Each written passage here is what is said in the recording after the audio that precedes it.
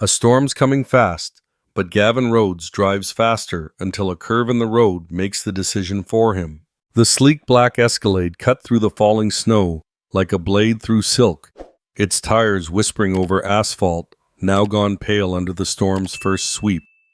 Gavin's hands gripped the leather wheel with the same confidence that had closed billion-dollar deals, but his jaw was set tighter than usual. The storm was earlier than predicted, but he wasn't about to let that derail his plans. Not when he was this close. His phone buzzed, flashing a message from Tomas Turnaround. Whiteout warning for 9,000 feet elevation. Gavin flicked it away with a sigh and glanced at the newspaper folded neatly on the passenger seat. A headline peeked out from under the leather folio. Snowberry Ridge unspoiled but for how long? Typical fluff. He'd read it over breakfast, just enough to gauge the opposition. Small towns always clung to nostalgia, like it was gold. He didn't have time for quaint resistance. Snowberry Ridge would be acquired, rezoned, and turned into a luxury wellness retreat. He'd even let them name a trail after whatever tree they were worried about losing. Outside, snow thickened. Visibility narrowed to the twin beams of his headlights bouncing off the swirling white wall ahead. Gavin leaned forward as if proximity could force the storm back. The car's traction control blinked once, then twice. A sharp bend in the road came faster than expected. He tapped the brake. The tires slid. A flash of white. A gut-pulling tilt. The Escalade spun metal, shrieking against snow-packed gravel, then thudded sideways into a low drift. The world went sideways with it, then black. Wind howled through the trees, carrying icy teeth. The forest had swallowed the road. Footprints broke the fresh powder, quick and deliberate. Sierra Lane moved like someone who'd done this before, because she had. Every year some fool thought they could outrun a mountain storm. She wore heavy boots, a flannel shirt tucked into worn jeans, and her late husband's oversized wool sweater that still smelled faintly of pine and cedar. She'd heard the crash from her cabin, muffled, but clear enough to know it wasn't a fallen branch. The snow had muted everything else. She found the vehicle tilted off the road, one side buried in white. The door was ajar. Her flashlight beam caught the slumped figure behind the wheel. "Sir," she called out, moving closer. No response. She tugged the door wider. Wind rushed in, carrying the sting of snow and the scent of something cologne sharp and out of place. Gavin's head lolled to the side. His eyes blinked sluggishly. "I'm fine," he muttered. "You're not," Sierra replied. "And I'm not about to argue in a blizzard." With effort, she unbuckled his seatbelt, then braced her knees and shoulders to pull him out. He protested weakly, muttering something about a deal and Denver. But she didn't stop. Muscles tense, breath short, she guided him along the snowy path toward the shadow of her cabin, half hidden among pine. Inside, warmth hit like a gentle wall, barely above freezing, but better than outside. A cast-iron stove sat at the center, radiating slow heat. Quilts were draped over chairs. Mason jars lined a wooden shelf. Above the door, a carved wooden angel watched in silence. Sierra eased Gavin onto a wool blanket spread by the hearth. He tried to sit up. She pressed a firm hand to his shoulder. "Lie still," she said. "You're freezing." "I said, He started, then shivered violently, teeth chattering. She didn't answer. Instead, she moved toward the stove, dropped in a log, then set a kettle on top. As water began to boil, she stirred a small pot of soup and placed it close to the flame. The cabin smelled faintly of thyme pine, and something old but clean like time had stood still here. Gavin watched her through narrowed eyes. "Where is this?" "Snowberry Ridge," she said without turning. "And you're lucky I like walking in storms." He tried to push himself up again, but froze mid-motion as his gaze caught on something, a locket around her neck. It glinted as she leaned to grab a quilt. The delicate silver piece hung open, and within it was not a picture of a loved one, but a hand-drawn sketch of a tiny cabin. It looked familiar, too familiar. She noticed him staring. Tucked the locket back beneath her sweater with a practiced motion. "You passed out mid-sentence," she said calmly, holding out a mug. "Drink. It's just broth." He accepted it reluctantly. Their fingers brushed. Hers were warm. His still ice. Gavin took a cautious sip, the warmth surprising against his lips. His throat burned slightly, not from the heat of the broth, but from how dry he'd gotten. Hours behind the wheel, pushing past weather reason and common sense. He hadn't eaten since breakfast, if you could call a protein bar an espresso breakfast. Sierra didn't hover. She sat across from him, legs crossed near the fire, eyes watching the flames instead of him. The hush in the cabin made him more aware of the howling wind outside and of her quiet presence. She didn't fill the silence with questions or pity. She simply was. The heat started to creep back into his fingers, bringing with it a sharp tingle. He winced. She glanced over.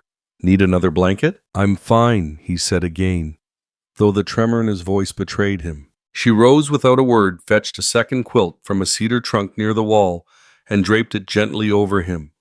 The scent of it, faint lavender and smoke, wrapped around him as much as the fabric itself. Her touch wasn't lingering, but it stayed with him. "Who the hell are you?" he muttered, only half meaning to say it out loud. She gave a slight smile, standing again. "Just a neighbor you didn't know you needed." He watched her move her steps, sure and silent, over the old wooden floor. There was something about her, something unhurried. Like she belonged here, not because she'd chosen isolation, but because she'd made peace with it. The gospel melody she hummed while checking the stove startled him in its gentleness. Soft and familiar, like a memory he didn't realize he'd stored away. His grandmother used to hum that same tune, peeling apples at the window back in Ohio. That felt like a lifetime ago. He cleared his throat. "You live here alone?" She nodded, not looking up from where she was wiping down a copper kettle. "Hasn't always been that way." "Your husband?" He trailed off, then regretted asking. She didn't flinch. "Gone. 3 winters now." He looked away, guilt prickling unexpectedly. Sierra didn't elaborate. She wasn't the type to share wounds as conversation pieces. Instead, she stirred the soup and ladled it into a ceramic bowl, then set it on a low wooden table beside him. "You should eat," she said. "You've got a long thaw ahead." He managed a dry chuckle. "This some mountain hospitality training I missed in the briefing packet. Just basic decency." She returned to her spot near the fire, this time stretching her legs out. Her worn boots crossed at the ankles. The firelight danced across her cheekbones, casting shadows that softened her features. Gavin took a spoonful, found the soup richer than expected, savory, with herbs and root vegetables filling without fanfare. "You cook like someone who stayed put," he said, watching her. "I have. And that's enough." She turned toward him, finally meeting his gaze. Her eyes were a deep brown, steady and quiet, like a forest after snowfall. "Depends what you mean by enough." He didn't answer. Truth was, he didn't know why he'd asked. She gestured slightly with her chin. "And you out here in a storm, dressed like Wall Street." "I had a meeting in Snowberry Ridge during a blizzard." He stiffened slightly. "Business doesn't pause for weather." She looked at him for a moment longer, then let it go. "You're lucky the mountain did." Outside, the wind picked up again, rattling the shutters gently. A ranger's voice crackled faintly from a weather radio on the counter storm system, now confirmed through midnight. Visibility below 100 feet. All non-emergency travel suspended. Gavin stared at the flames, the heat finally reaching his toes.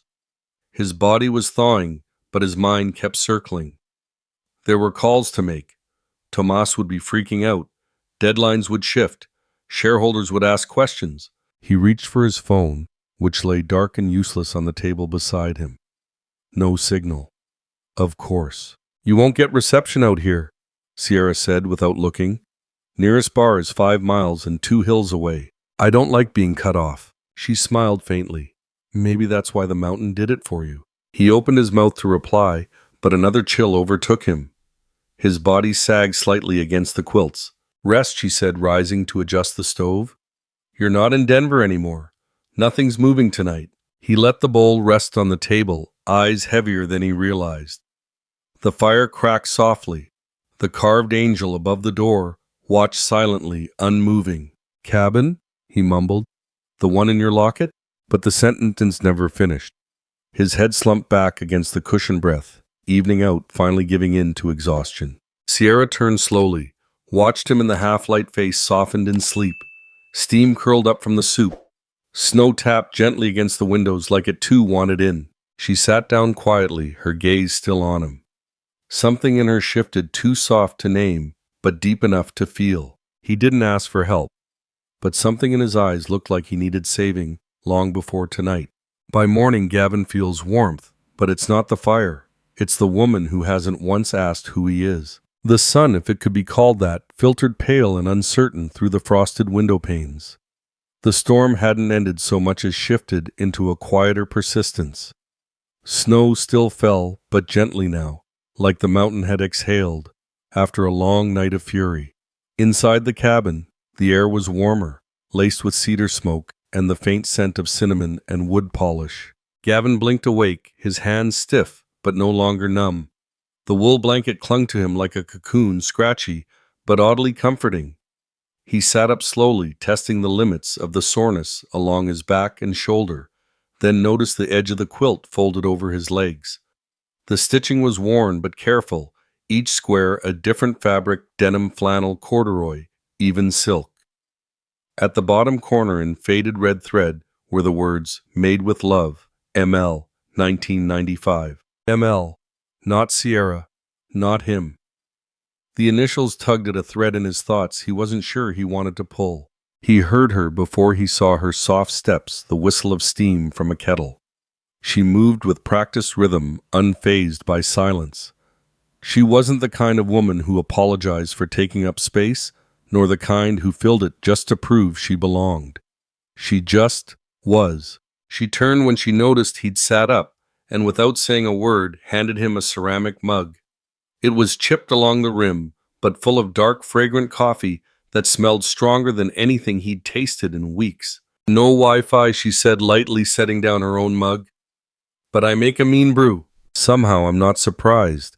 His voice was husky, roughened by sleep and yesterday's cold. "You the local rescue team too?" "Only for people dumb enough to ignore weather reports," she replied, but her smile was soft, not mocking. He sipped slowly, grateful despite himself. The heat pushed against the chill, still lingering in his chest. He looked around. Everything about the cabin felt touched by time. The bookshelf bowed under old paperbacks. A stack of firewood sat near the stove. A faded photo frame faced inward on the window ledge, turned so no one could see. Gavin cleared his throat. "That quilt, ML, is that?" "Marcus Lane," she said simply. "My husband. He made it for our first winter here. He wasn't expecting that. He made it. Every stitch. Learned from his grandmother." She glanced at it, said it was how he handled quiet days. The silence stretched, but not uncomfortably. Gavin leaned back, his eyes tracing the wood beams above. "So what happened?" She didn't move for a while, just looked into her coffee like the story was there waiting. Then finally she spoke. "There was a storm, not unlike this one, 5 years ago. He went out to help an older neighbor down the ridge. Never made it back." Her voice didn't waver. "They found him the next morning. The trail gave out." Gavin set his mug down. "I'm sorry." "I'm not." She looked over. "He did what he was built to do. It's just the mountain didn't let him return." The room felt stiller. Even the kettle had gone quiet. He wanted to offer something condolence comfort, but none of it felt right. She wasn't broken. She wasn't even brittle. She was something else, strong in a way that wasn't loud, resilient without show. "You don't have to explain," he said finally. "I know," she answered, then rose to stir the fire. He watched her quietly. The way her sweater hung loose on her shoulders, it had once belonged to a larger man. That much was clear, but now it shaped to her as if time had fitted it to her frame. She reached for a small tin on the mantel and opened it to reveal a set of paintbrushes. "You paint?" he asked. "Used to," she said. "Still do when the mood finds me." She pulled out a canvas from behind a cabinet, a modest piece no bigger than a microwave door.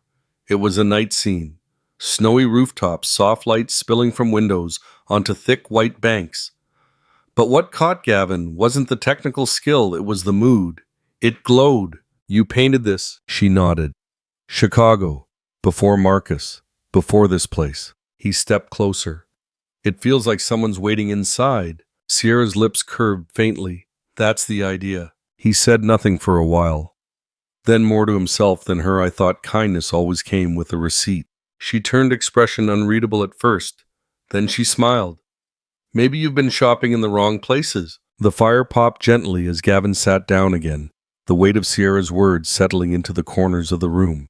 He didn't know why he'd said that about kindness. Maybe it had slipped out raw and unfiltered. Maybe the cold had cracked more than his bones. Sierra busied herself with breakfast steel-cut oats simmering in a cast-iron pot topped with dried cranberries and crushed pecans. There was no flourish, no Instagram plating, just real food, warm and intentional. He noticed the radio now tucked beside the stove. It crackled faintly, just enough to catch a familiar tune, the distant voice of Nat King Cole singing about chestnuts and open fires. The melody floated like breath against the window panes, faded and imperfect, but still trying. "Your radio works?" he asked. "Only when the wind blows the right way." They shared the oatmeal in silence, broken only by the clink of spoons and the occasional hum from Sierra. Gavin kept glancing at her, noticing how she stirred slowly, how she seemed to move without rush or apology. It unnerved him a little. He was used to people who filled silence like a drowning man gulps for air. But Sierra let it sit between them, soft and undemanding. "Your phone," he said suddenly. "Any way to get a signal?" She shook her head. "We're too far out. Power's been gone since last night. Landline's just for decoration now." Gavin frowned. "I've got meetings, people looking for me. I'm sure they'll manage." That shouldn't have irritated him, but it did. "You don't know what I do." "I don't need to," she said gently. "You needed help. That was enough." He opened his mouth, then closed it. He couldn't remember the last time someone had cared about his needs without asking what he could give in return. She stood brushing crumbs from her flannel shirt. "Come on, let me show you something." He followed her to the back window, where the frost had thinned slightly. Beyond the clearing framed by the tall pines and laden snow stood a small deer, its head turned toward the cabin as if it sensed them watching. "She comes every year," Sierra whispered. "Right after the first real snow. She always alone." "Not always," she said, eyes distant. "But this year, maybe." The quiet felt different now, less like absence, more like reverence. When they stepped back into the main room, Sierra pulled a tin from a side cabinet and handed it to Gavin. Inside were old matchbooks, postcards, a couple of Polaroids, and a yellowed letter folded in thirds. "I used to collect stories," she said, "from travelers who passed through here. Before the main road shut down." He picked up one of the postcards, New Orleans 2003. A message scrawled on the back. "Thanks for the coffee and the place to sleep. Your quiet saved me more than you know." No name, just an initial L. "Do you always help strangers?" "I don't think of them that way," she said. "They just arrive when the mountain decides." He looked at her, then not just at her face, but really at her. The woman who hadn't asked his name, who offered shelter and warm food without knowing who he was, or what he owned, or what he planned to take. "Don't you worry, someone might take advantage of that," he asked. "I don't give what I'm not willing to lose." That silenced him. Later, as the day dimmed again into early twilight, Gavin moved to the window and caught sight of his luxury coat, still hanging where she'd placed it untouched. He hadn't even thought to wear it today. Instead, he was still in the fleece Marcus had once worn. It smelled faintly of pine and wood smoke, and strangely, peace.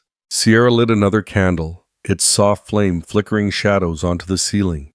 She pulled out a faded book of poems and opened to a marked page. "You read poetry?" he asked.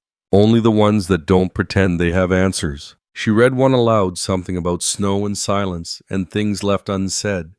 Gavin listened not to the words, but to the way her voice held them. Like each syllable mattered. Like silence was a kind of punctuation. Hours passed. They barely noticed. Just before bed, Gavin looked down at his watch.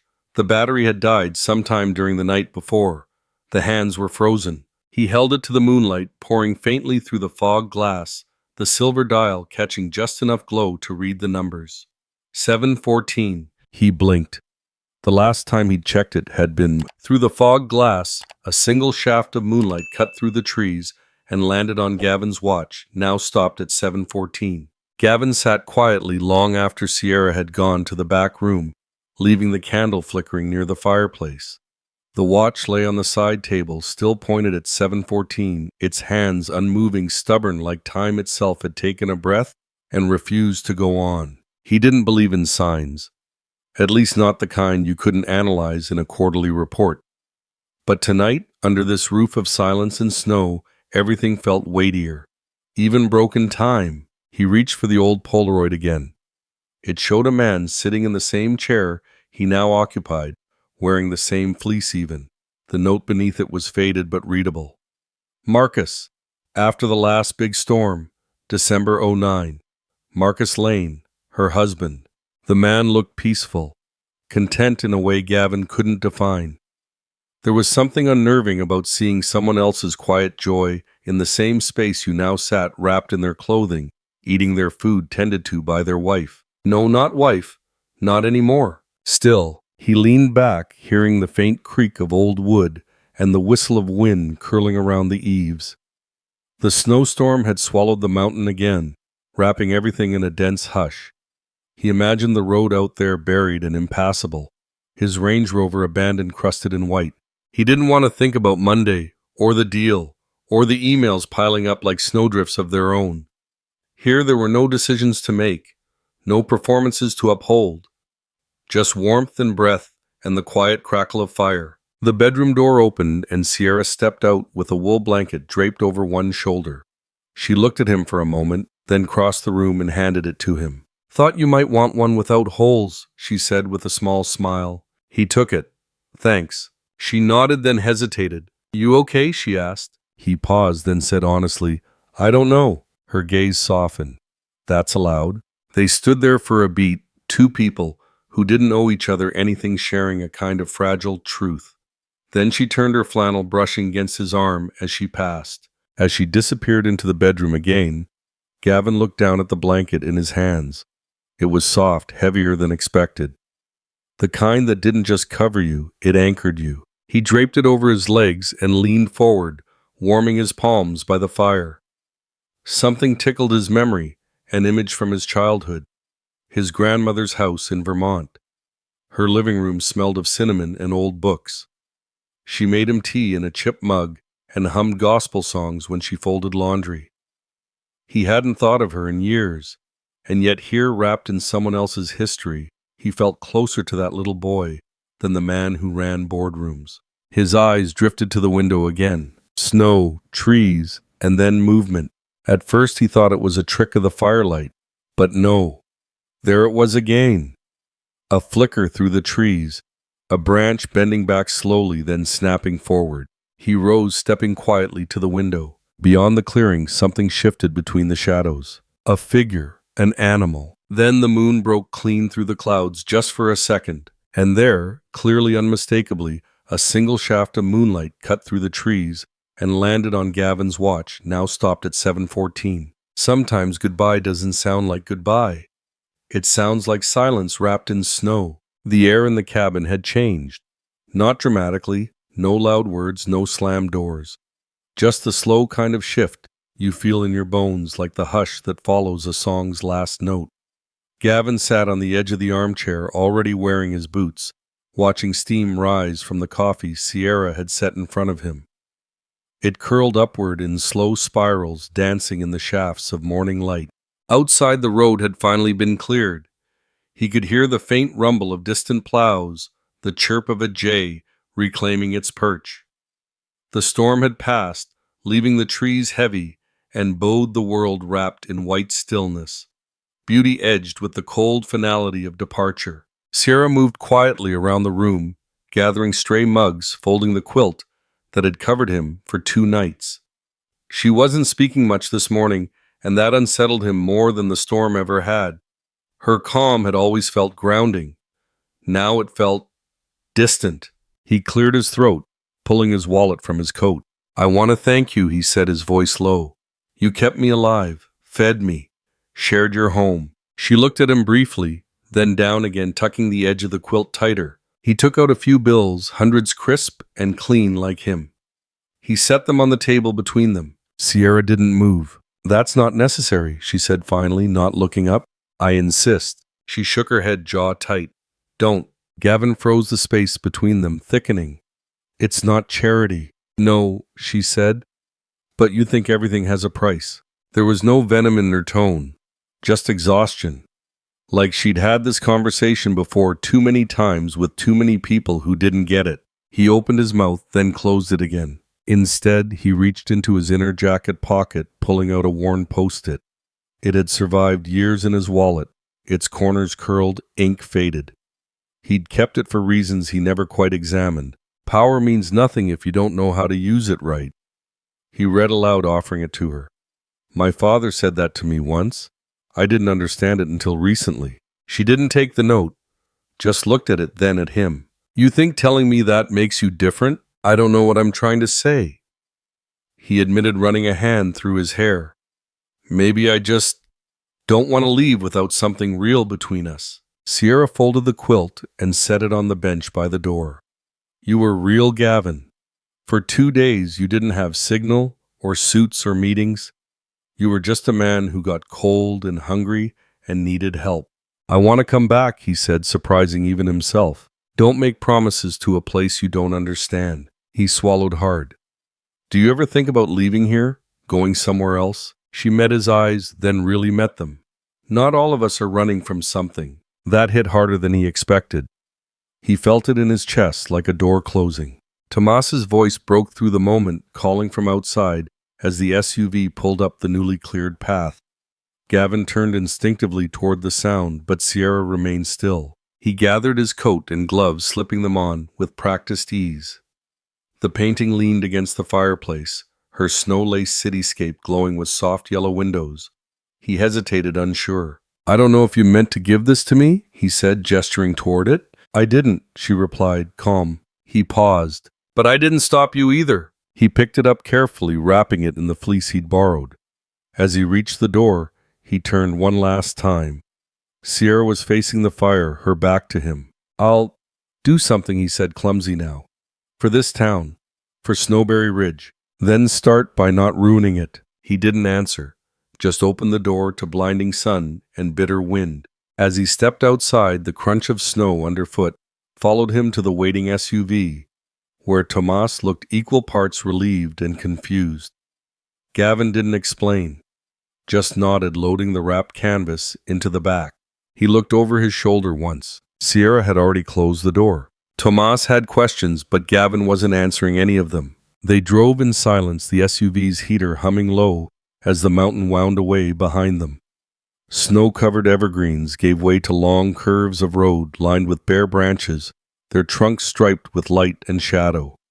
Gavin's eyes stayed fixed on the painting in his lap, fingers tracing the fleece edge that now held more warmth than any designer coat he owned. Tomas glanced sideways more than once, brow furrowed. You okay, boss? I'm fine. You sure? I mean, you disappeared for 2 days in a blizzard, and now you're what? Holding a painting like it's a baby goat. Gavin didn't smile. Not yet. But the corner of his mouth twitched. I'm just thinking, he murmured. Tomas nodded slowly, shifting focus back to the road. You find what you went up there for? Gavin looked out of the snowdrifts that lined the shoulder at the sky, clearing to a cold, vivid blue. The kind of blue that made white seem cleaner, sharper. Not what I went for, he said quietly, but maybe what I needed.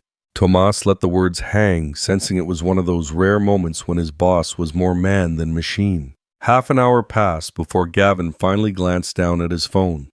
The screen lit up with alerts, missed calls, rescheduled meetings, a flood of unread emails, but his thumb hovered without tapping. He slid the phone back into his coat pocket. Take the longer route, he said. Tomas blinked. Sir, scenic way.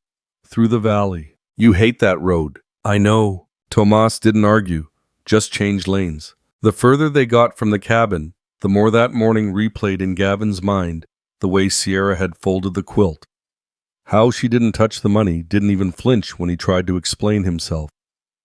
It wasn't rejection, it was something else. A kind of self-respect he couldn't quite name. He'd offered her power, the kind he knew money influenced control. She'd met it with stillness, as if reminding him that not every gift has to be loud to matter. Gavin leaned his head against the cold glass, watching fence posts flick by like slow-motion metronomes. In his chest, something unsettled. He reached inside his coat and felt the soft edge of the sketchbook he always carried but rarely used. The last time he'd opened it had been months ago during a quarterly board retreat, doodling lines he didn't expect anyone to see. But last night, he had sketched again. Firelight had danced across the page, coaxing his fingers into motion almost on their own. 2 chairs, the flicker of flames, and space for one more. Had he really left that page behind? He closed his eyes. Sierra sitting by the window, cradling a chipped mug, that distant hum of a holiday tune from her ancient radio. The way she'd called to the dog in the woods, Buddy, like it was someone she'd known forever. Like she gave names to things others would pass by. She hadn't asked for his name, not once. That thought dug in deeper the more he sat with it. Everyone in his world started with titles. Gavin Rhodes, CEO, Gavin Rhodes, investor, Gavin Rhodes, closer of deals. But to her, he had just been a man in need. A pair of frozen hands. A heartbeat slowing too fast. She fed him, wrapped him in a blanket, listened without leaning in. He never told her who he was, and she never asked. By the time they reached the valley, the world had taken on that winter hush, soft, white, and solemn. Gavin barely registered the passing scenery. His thoughts still circled like snowflakes in wind drawn back to her silence, to her quiet refusal to make him into something she could explain. Names were how people staked claims, built walls, or opened doors. But Sierra had never asked for his. Not even when the storm eased or the coffee brewed or he'd stumbled over half-formed apologies. And it wasn't oversight, it was a choice. She'd let him be unnamed, unshaped, free from the weight of his resume. And somehow that had felt more intimate than any full introduction he'd given in years. He remembered the feeling of her hands pressing the quilt over him. No explanation, just care. Tomas pulled into the Denver office tower underground garage, and the spell broke. Elevators chimed, security buzzed, phones rang before they were answered. Back in the conference room, the world snapped into its old tempo. A meeting was already underway when Gavin walked in. Men and women in tailored suits, graphs projected terms, flying liquidation returns, long-term viability. Someone paused to greet him. "Mr. Rhodes, good to have you back." He nodded, slid into his seat, eyes unfocused. One of the junior analysts leaned over, whispering, "Did the land check out? Is Snowberry Ridge worth it?" He glanced at her, saw ambition sharpened to a blade, the kind he used to carry in his own voice. "I don't know yet," he said. They took it as mystery, strategy. No one questioned it. But inside something was shifting. He pulled the folder toward him and opened it. Schematics, aerial views, zoning notes, all the signs of development, progress. But where was the wind across the clearing? The hush of snow falling against cabin glass. Where was the woman who didn't flinch when offered power? That night, he returned to his condo high above the city. Floor-to-ceiling windows framed Denver's twinkling skyline. Everything here gleamed. Granite counters, chrome fixtures, leather that never softened from use. He set the painting on the kitchen island and stepped back. The brushstrokes were imperfect. The canvas worn the colors just shy of professional. But it glowed. A snowy night. A single cabin window lit warm yellow. Light that looked like it could hold someone whole. He didn't remember asking to take it. And maybe Sierra hadn't given it outright. But it was here now. And that mattered. He stared at it for a long time. Then he picked up his phone. He typed, "Thank you." No number to send it to. He set the phone down. The next day, he signed over a small grant anonymously to the local wildlife conservancy in Snowberry County. Just to start. A whisper of something he couldn't yet say out loud. He asked Tomas to look into the local school art program, see what they need. When Tomas raised an eyebrow, Gavin just said, "Consider it personal." But late that night, as he flipped open his sketchbook, what he searched for wasn't numbers. It was that last page. The sketch he'd started by firelight. He turned every page. Gone. In the woods, the wind still sang across the cabin walls. The snow had melted just enough for Sierra to step out and scatter seed for the birds. Her boots crunched softly on the packed trail. Inside, the fire burned slow and steady. She moved to the small shelf near the window, fingers brushing across worn spines and candle wax. Something tugged at her from the table. A single sheet of paper. She hadn't seen it earlier. It had fallen beneath the radio. She lifted it gently, eyes scanning the half-drawn lines, 2 chairs. Firelight sketched in shadows. And there beside them, a space still waiting. Her fingers traced the lines. He hadn't signed it. She didn't need him to. Gavin Rhodes didn't believe in holidays. But now he's building one for a woman who never asked for anything. The wind in downtown Snowberry Ridge had a different bite than the one slicing down from the ridgelines. It smelled like pine cinnamon and old memories. Gavin stepped out of his rental truck boots, crunching on gravel, his tailored life in Denver, 100 miles and 1,000 choices away. The denim jacket he wore didn't quite fit right, but it felt more honest than any suit ever had. He adjusted the wool scarf around his neck, squinting toward the church rec center down the street. Christmas lights blinked lazily on the porch, and inside he could hear the murmur of voices. Volunteers setting up tables, folding paper snowflakes, the clink of cider mugs. It was all so normal. Too normal for a man used to 5-star hotels and closed-door negotiations. Yet here he was, stepping into warmth he didn't earn. Inside, Pastor Joyce stood in the center of the hall, clipboard in hand, and a firm smile that could slice through any nonsense. She turned the moment she sensed him, her eyes running up and down his frame. Well, I'll be. If it isn't the man who thought cell reception was more urgent than shelter during a snowstorm, she said, hands on her hips. Gavin chuckled, dipping his head. Guilty. Joyce stepped forward, her hand warm as she shook his. We don't get many second-comers around here. You here to make peace with the cold, or with someone in particular? I'm here to give, he replied simply. She arched a brow. Ain't no need to make a speech. You giving a check a hand or your pride? He smiled. Little of all three. Joyce led him to a side room where paperwork and zoning permits were stacked high. Without preamble, Gavin pulled out a crisp folder and slid it across the table. I want to transfer ownership of the ridge plot next to the North Trailhead. Quietly. No media, no fuss. Let the town decide what to do with it. Joyce opened it slowly, the glow from the overhead light catching the fine print. You're serious. I've got a team drafting protections to keep it undeveloped. Wildlife corridor stays intact.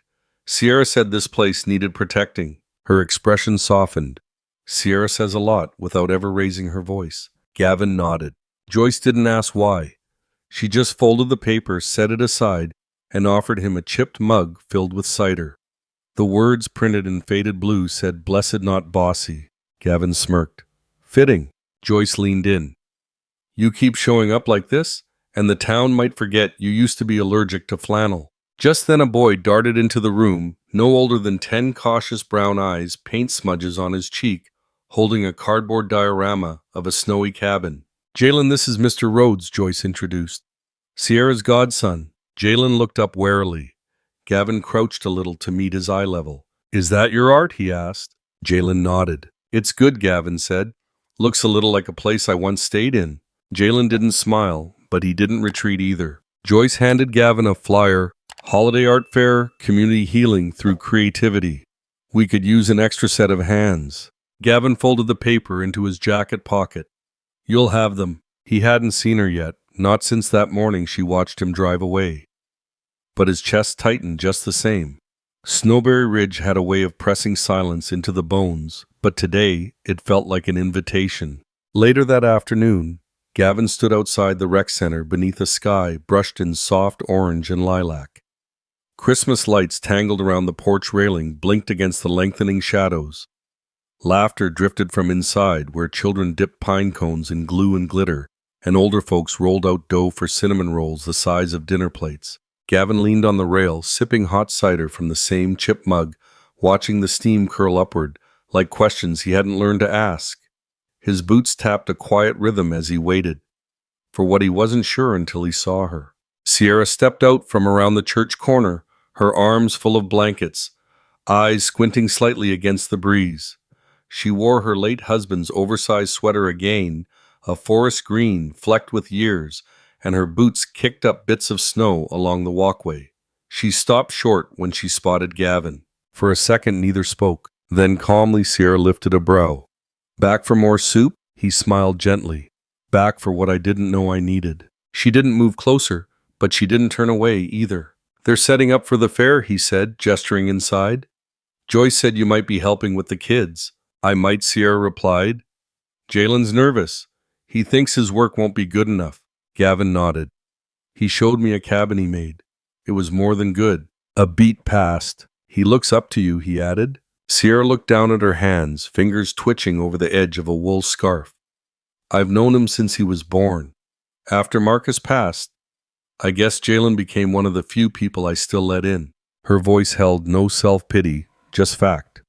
It stirred something in Gavin like a slow ache returning in warm water. I came back to help, he said. The land deal, the heater for the cabin, the art fair.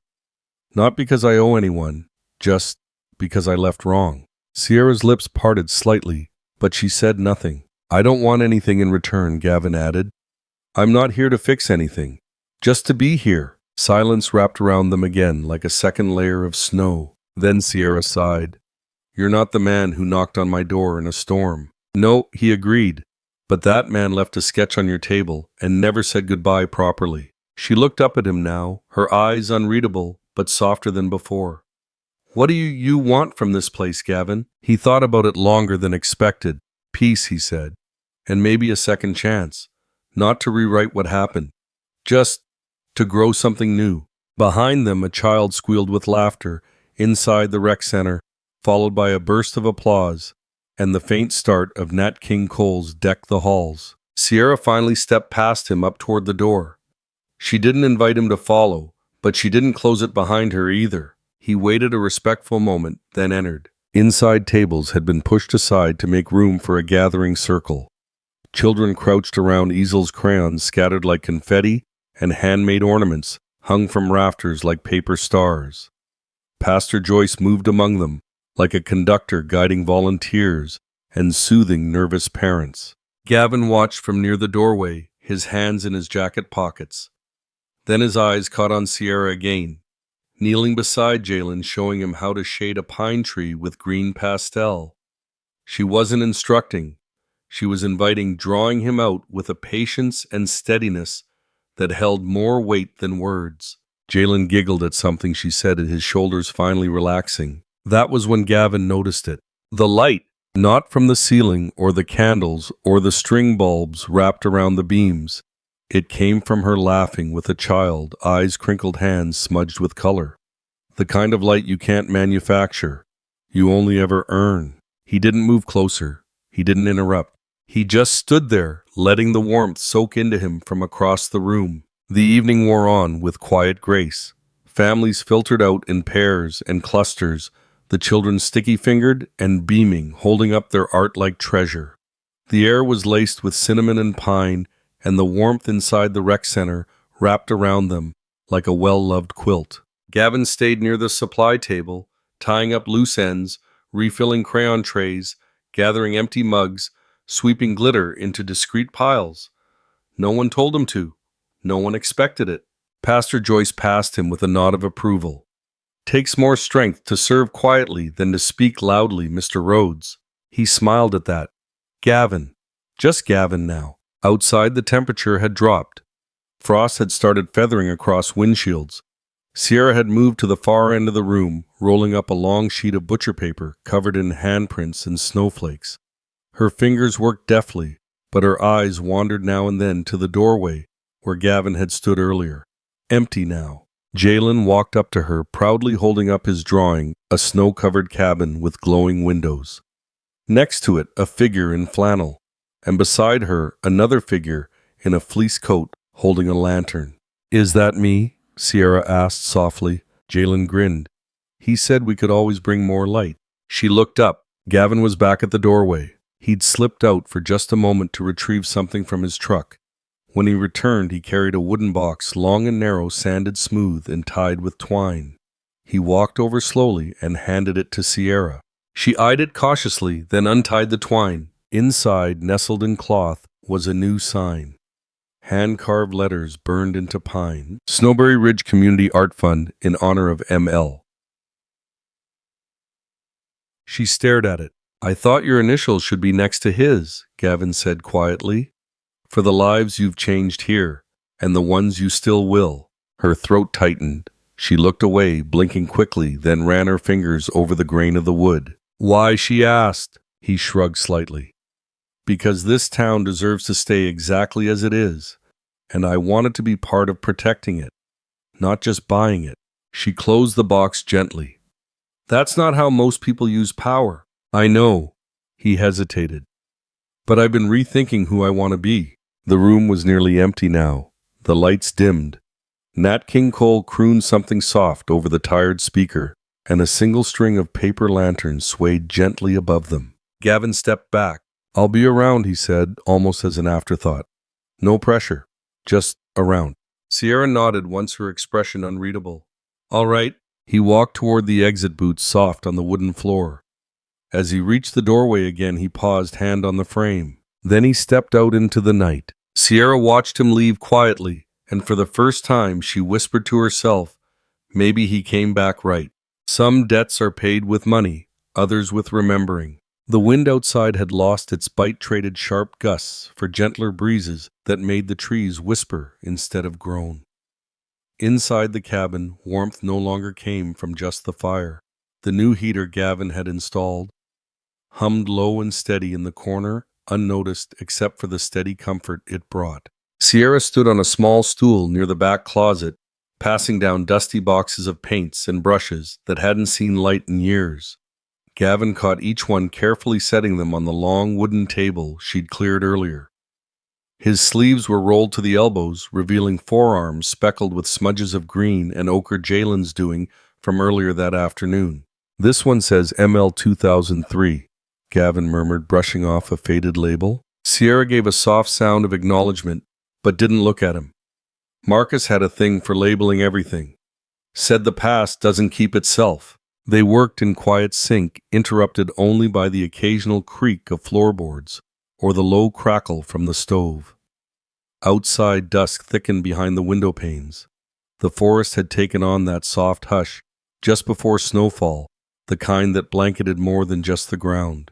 Jalen had left an hour ago after showing Sierra a new sketch, a cabin hers, but with added windows glowing a golden hue and 3 small silhouettes painted faintly in front. A boy, a woman, a man with no face. He said he wasn't sure how to draw you, Sierra had said to Gavin, handing him the picture. Gavin had stared at it longer than he should have. That's fair, he'd answered. I'm still not sure who I am here either. Now he rummaged through the last of the old boxes, gently moving aside curled sketches and dried up tubes of paint. Then his hand paused. Behind a stack of warped paper was a smaller envelope, creamy and unmarked, except for one neat line of script, Sierra Lane. He held it up slowly. This was tucked behind the sketchbooks, he said. She turned and froze. Her breath caught just above her collarbone. She didn't reach for it. I didn't. No, it was still here, she said finally. Gavin didn't press. He set it carefully on the table and stepped back. Should I go? He asked, quiet but not withdrawn. She shook her head. No, just not now. He nodded and shifted to the other side of the room, giving her space without leaving. His movements slowed. His eyes scanned the items on the wall, the painting she'd shown him before, now reframed with a new mat. The carved angel above the doorway. A chipped mug with lavender tea cooling beside the stove. He picked it up gently, refilling it with water from the kettle before placing it back where it had been. Small gestures. Sierra stayed near the table, not touching the envelope, but not ignoring it either. Her gaze wandered over the years she'd folded into paint and paper and silence. You ever find things, Gavin said, after a long pause, that feel heavier because of what you didn't say more than what you did? She didn't answer at first, but eventually her voice returned. Every day. Gavin leaned against the wall, arms crossed lightly. The light from the fire danced across his face, softening the sharp lines usually guarded by boardrooms and contracts. My mother left on Christmas Eve, he said suddenly. I was 12. She said she needed to find peace. Left a letter for my dad, but not me. Just gone. Sierra slowly turned toward him. She was warm, the kind of mom who always knew when you were lying. Made grilled cheese with butter and love. But after that night, I stopped believing people stayed. Silence stretched between them. She stepped away from the table and came to stand beside him, not too close, not too far. "I'm sorry," she said. He shrugged, but it wasn't deflection. "It's just, you build walls without realizing it. Then one day someone hands you soup in the dark and doesn't ask your name, and suddenly the walls feel like prison instead of protection." Sierra looked down at her hands, still streaked faintly with paint, still steady. "That envelope," she said softly, "has sat untouched for almost 8 years. I told myself it didn't matter, that I knew what it'd say. But truth is, I was afraid it'd change nothing, or worse, everything." They stood there, time slowing, not needing to rush to meaning. The envelope remained sealed on the table, untouched. But now it felt more like a door waiting than a lock forever closed. And outside, the sky began to shift, clouds gathering again, soft and full. Under the soft glow of the firelight, Sierra stood alone in the quiet cabin. Gavin had stepped out to check on the path to the community center, claiming the snow might start again soon. But she knew he was giving her space. She moved slowly, like someone stepping into memory.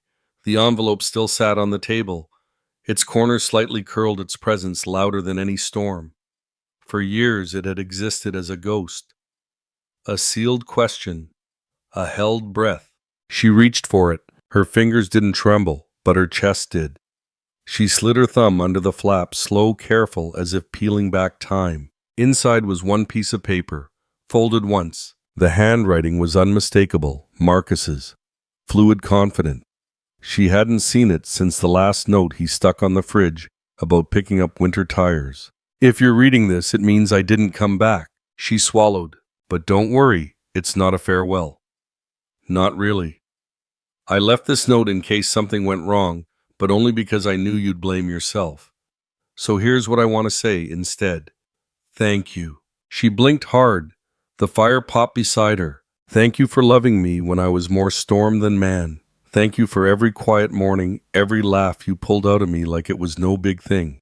Thank you for making me believe I was more than a headline or a soldier with a shelf life." Sierra's throat closed, her thumb pressed into the edge of the paper. "I'm not writing this because I'm scared. I'm writing it because I'm grateful, and because you of all people deserve peace, not guilt.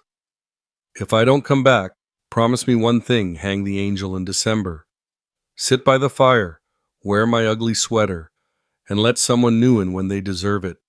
Not because they ask, but because they see you." There was no signature, just a final line. "You were always the warmest place I knew." Sierra sat down slowly, letter still in her hands, heart both broken and patched all at once. She didn't cry, not loudly anyway. But the silence she'd held for so long shifted. Something unlatched, something old and sacred and waiting. Later that evening, the knock on the door was soft, followed by another. She wiped her face with her sleeve and opened it. Jalen stood there, cheeks pink from cold eyes wide. "Miss Sierra," he said, "I brought something." He handed her a small canvas. On it was a rough, lively painting. Gavin curled near the fire, wrapped in Marcus's sweater, a patchwork quilt over his legs. Snow pressed against the window outside, but the warmth inside practically radiated off the brushstrokes. "He looks different in this," Sierra murmured. Jalen shrugged, a little shy. "I think people look different when someone sees them." She looked at the boy, so intuitive it hurt sometimes. "You're painting for the fair, huh?" "Yeah. Pastor Joyce said I could enter the big wall. So I'm doing a mural. Want to see the sketch?" He pulled a rolled up paper from his backpack, careful not to bend the edges. Sierra unrolled it slowly. At the center was a cabin glowing from the inside. Trees bent gently in the wind. But what struck her most were the 3 shadows painted in front, subtle, delicate. A boy, a woman, a man whose face hadn't yet been drawn. "This," she whispered, "is beautiful." Jalen looked down. "I wasn't sure how to finish it. I didn't know if he'd stay." Sierra didn't answer right away. Then she said, "Maybe you don't need to know. Maybe just the space for him is enough." He nodded thoughtfully, then turned toward the path, his small boots crunching snow with quiet purpose. That night, Gavin returned to the cabin, dusted in fresh snow cheeks, flushed with effort. "You look like someone who's been in a snow globe," Sierra T's voice soft but sure. He grinned, unzipping his jacket. "You should see the town square. They're stringing lights like it's Rockefeller Center. She motioned toward the kitchen. I made cocoa. Actual cocoa. No mix. He raised an eyebrow. That's serious. They sat by the fire, each with their mugs, silence, not awkward, just full. I read it, Sierra said after a while. Gavin didn't ask what. She looked over at him. It wasn't a goodbye. It was a thank you. He nodded slowly. That sounds like him. They watched the flames flicker for a bit longer. Then Sierra stood and walked over to the table. She placed the letter down beside a sheet Gavin had left earlier, a rough sketch he'd started during their second night together. 2 chairs near the fire, 1 empty. She aligned it carefully, edge to edge. 1 past, 1 present, she said. He came to stand beside her. Maybe 1 future, he offered. She didn't answer, but she didn't move away either. The gallery smelled faintly of pine and fresh paint. Sierra stood on the stepladder, steadying one edge of Jalen's mural, while Gavin reached to tape the other. It wasn't professional work, no brass plaques or track lighting, but it was sincere, real. And the mural itself, though imperfect, radiated something truer than symmetry. A little more left, Sierra called softly. Gavin adjusted the canvas with care.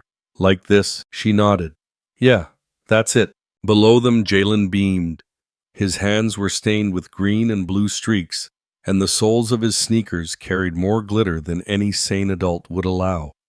But his grin, wide and expectant, made the moment feel monumental. Gavin stepped down and took a step back, hands on hips. Looks good. Sierra tilted her head, then smiled. It really does. The mural stretched nearly 5 feet across the wall. At the center was the glowing cabin Jalen had shown her. Around it, children danced in the snow trees, shimmered under fairy lights, and in the middle, those 3 silhouettes stood together. The faceless man now wore a hint of Gavin's frame, broad shoulders, a familiar stance, though his face remained a whisper, left open unfinished. Jalen crossed his arms and looked up. I called it A Place to Begin Again. Sierra looked at him. Why that title? Jalen shrugged.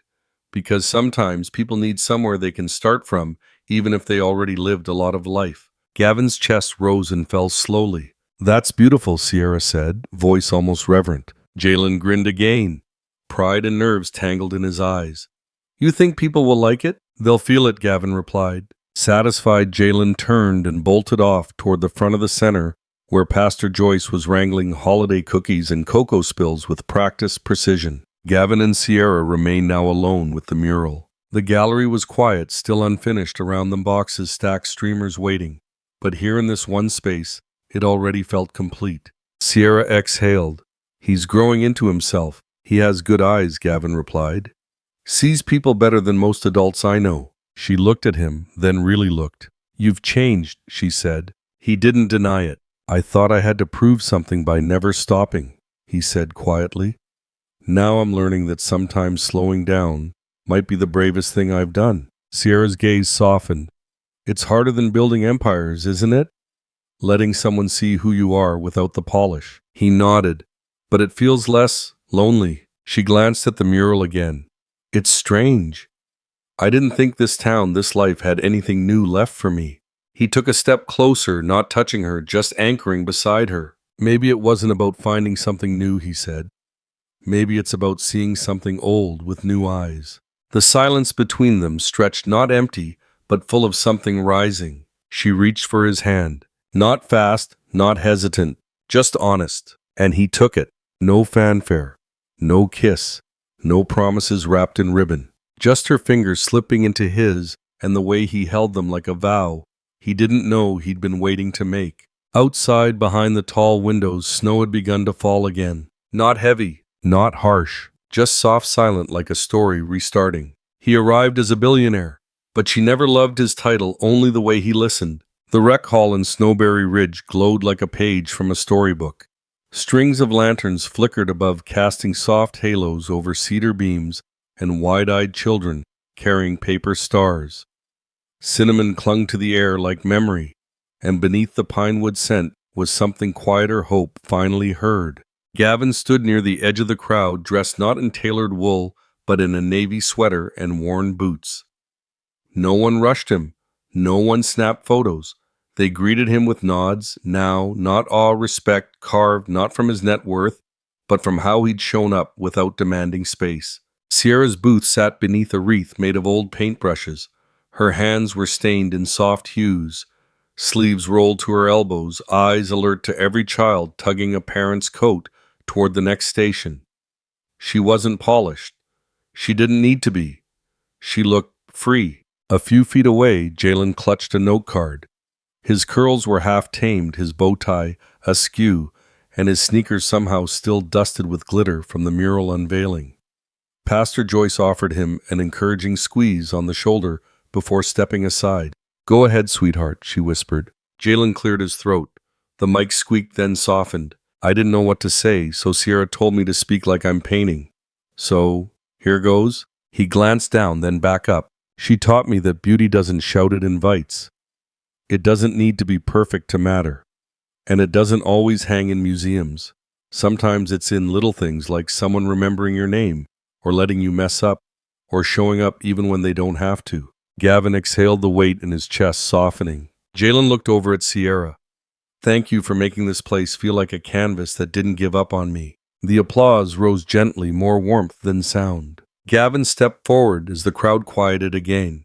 He took no mic, just walked until he stood beside Sierra, both of them facing the mural, now hanging above the kindness corner. Their names, both etched beneath the snowy painting Sierra had once given him, shimmered under the lantern light. He turned toward her. "I used to think survival meant power, building things that couldn't fall, making decisions that didn't feel." She said nothing, only watched him. "But then I crashed my car," he continued. "And this woman, not just strong, not just quiet, she opened her door without asking who I was. Twice. Once with a blanket, and again later with forgiveness." Sierra's eyes didn't gloss over with tears. They anchored, holding. He looked out over the crowd. "I want to thank her for saving my life." Twice. A murmur swept the room. Not the kind that asks for attention, but the kind that wraps around two people finally understood. Then came the music, soft, slow, unmistakably Motown. The kind of song that echoed warmth into bones. Someone had cued it perfectly, as if the room had known what the moment needed before either of them did. Gavin reached his hand out. She didn't hesitate. They moved without choreography, without spectacle. Just the hush of feet on old wood, the kind of closeness that spoke louder than any vow. No one clapped, but smiles bloomed around the room, like candles catching flame. Gavin had never moved so slowly on purpose. Every sway of Sierra's body against his felt like an unspoken question he no longer needed to answer. He didn't lead. He followed the quiet rhythm of her breath, the cadence of someone who had learned to trust only what could not be bought. When the song faded, they didn't speak. Sierra stepped back just enough to rest her hand against Gavin's chest. He looked down, not at her hand, but at her bracelet, a slender silver band engraved with no receipt needed. He smiled. "That yours?" "It is now," she murmured, eyes searching his. "Gift from Pastor Joyce. Said I'd finally earned it." He glanced to where the pastor stood across the room, arms folded like a watchful ant. She nodded once. Later, Gavin found himself behind the auction table, away from the lights. No fanfare? Just a printed list of donated items and a sealed envelope marked with an address in Denver, one of his commercial properties. A brownstone he'd acquired years ago, never renovated. He whispered to the volunteer beside him. "Put it down as anonymous gift, for community use only." "You sure?" She blinked, eyebrows raised. "Completely." He stepped back and folded into the crowd, avoiding the stage. In the center of the hall, Sierra stood beside her artwork, no longer tucked away in storage, but framed and radiant under soft lights. A painting of a snow-covered road leading to a tiny cabin, windows glowing gold, just like the sketch in Gavin's coat pocket the day he crashed. This time the town looked, not just out of politeness, but because they saw something. Maybe it was the stillness in her brushstrokes. Maybe it was themselves. The mayor gave a short speech, then handed the mic to Sierra. She didn't take it. "I already said everything I wanted to," she said gently. "It's in the brushwork." Jalen, now standing beside her, added, "That's how she talks anyway. She just paints in complete sentences." Laughter. Then quiet again. The room was dotted with stories, literal ones written on colored cards in the kindness corner. A teacher had thanked Sierra for teaching art to her restless son. A war veteran mentioned the warmth of the cabin and the stew she'd sent every Sunday. One card simply read, "She helped me remember who I was even when I didn't." Gavin hadn't written a card, but as he stood reading them, his hand rested on the side of his coat. Inside, he still carried the folded sketch Sierra had once found and kept. 2 chairs by the fire, space for one more. A voice behind him interrupted gently. "You staying long?" It was Pastor Joyce holding a paper cup of cider and a glint in her eye. "Not sure," Gavin said honestly, "but I'm not in a rush to leave." She studied him like someone measuring spirit, not words. "That's good. We don't need saviors around here. Just people who stay when the crowd leaves." He nodded. "Understood." She handed him the cup. "You look like you could use something warm." "I already found it," he said, eyes drifting back to Sierra. Near the windows, Jalen had returned to his mural, a sprawling depiction of Sierra's cabin beneath a sky of swirling stars. The title, "A Place to Begin Again." In the lower corner, 3 silhouettes stood: a boy, a woman, and a faceless man. Gavin stared at it a long time. "I never imagined being in someone's painting," he said quietly. Sierra joined him, brushing a bit of glitter off Jalen's shoulder. "You're not in it," she teased. "Not really." He looked at her. "You're the space," she clarified. "That's why it works." For a long moment, he didn't speak. Then, "Do you still have that quilt? The one with the stitched letters?" She turned to him. "Of course. Why, I saw the initials. M.L. That was Marcus, right?" Sierra's breath caught. She nodded. "I never said thank you for him," Gavin murmured. She tilted her head. "Not for dying," he clarified, voice low. "For loving you the way he did. I see it everywhere here. It didn't die with him." Her eyes shimmered. "He would have liked you. Or at least, known how to challenge you." They both laughed, quiet and full. Outside, the wind had picked up again. Not fierce, just restless. A whisper of something shifting. Sierra stepped toward the door, her fingertips brushing Gavin's. "Walk me to the truck." He offered his arm without thinking. Outside, a dusting of snow covered the street.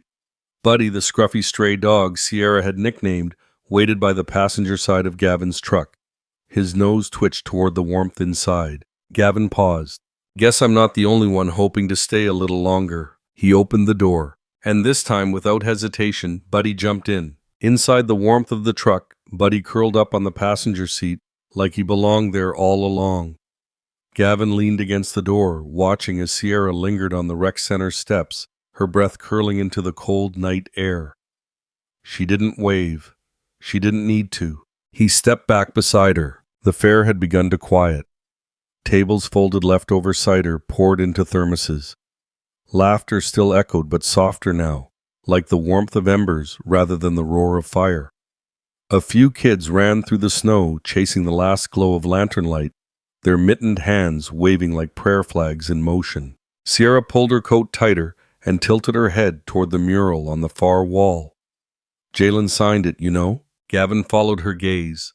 At the bottom right corner of "A Place to Begin Again," beneath the silhouettes, a name had been stitched in brushstrokes, just initials really. JR, then a dash, then 2 smaller sets, SL and GR. "He asked me if he could," she said, her voice a hush. "I'm honored," Gavin replied. "Not for the initials, for what they meant to him." Pastor Joyce stood by, the entrance lantern in hand. She caught Sierra's eye and lifted it slightly, a signal. Sierra nodded. "It's time," she whispered. Gavin raised an eyebrow. "You'll see." The lights inside dimmed. One by one, townsfolk stepped outside into the open field behind the rec hall. Some held hands. Others just carried paper lanterns flickering with gentle light. Pastor Joyce raised hers first.